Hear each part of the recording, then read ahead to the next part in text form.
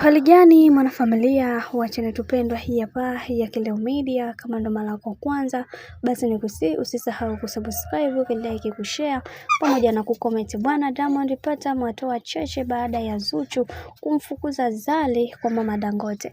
Bwana, watu wengi tuliweza kuona hii iliweza kutokea kipindi bibi ya Zari alipofika tu nyumbani kwa Mama Dangote, na kama tulivyoweza kuona Mama Dangote alienda kumpokea bibi ya Zari airport. Sasa hichi kitendo kwa upande wa bibi ya Zuchu kiliweza kumuumiza sana na aliweza kufunguka mambo mazito, na tuliweza kuona hata Esma kwa upande wake aliweza kumsaidia kwenye hili, lakini mambo bado yamekuwa magumu kwa upande wa Diamond. Yeye aliweza kukasirika sana na kusema kwamba kwa nini amekuwa mbaya kiasi hiko na kumfanya mzazi mwenzie aweze kujisikia vibaya. Hichi kitendo kwa upande wa Diamond Platnumz hakuweza kukipenda kabisa, na alimwambia kwamba ukiona kama bibi ya Zari anakukela sana, ni vyema ukafanya maamuzi mapema. Mimi kwa upande wangu nahitaji kuweza kuishi na mwanamke ambaye mwenye heshima na upendo pia kiujumla, na natamani kuweza kuona kila kitu kinakuwa katika mstari uliokuwa sawa ili kuweza kufikia malengo ambayo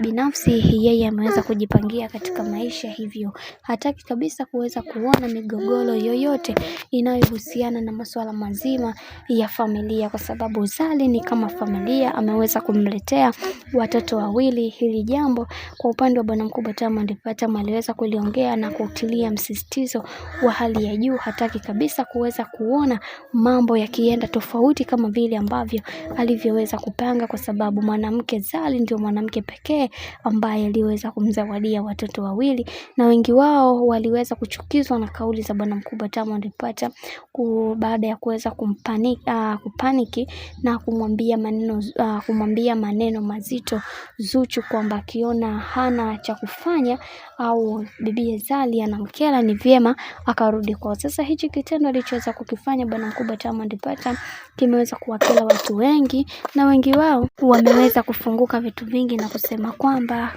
bwana mkubwa Diamond Platnumz amefanya makosa mazito sana kuweza kumjibu hivi bibi Zuchu, kwa sababu Zuchu mara zote amekuwa akimuongelea ni mwanamke bora, ni mwanamke mzuri. Kwa nini leo hii aanze kumuongelea hivyo, jambo ambalo hichi kitendo hawajaweza kukipenda watu, na wengi wao waliweza kufunguka mambo mazito kama vile ambavyo nilivyoweza kukuambia hapo nyuma.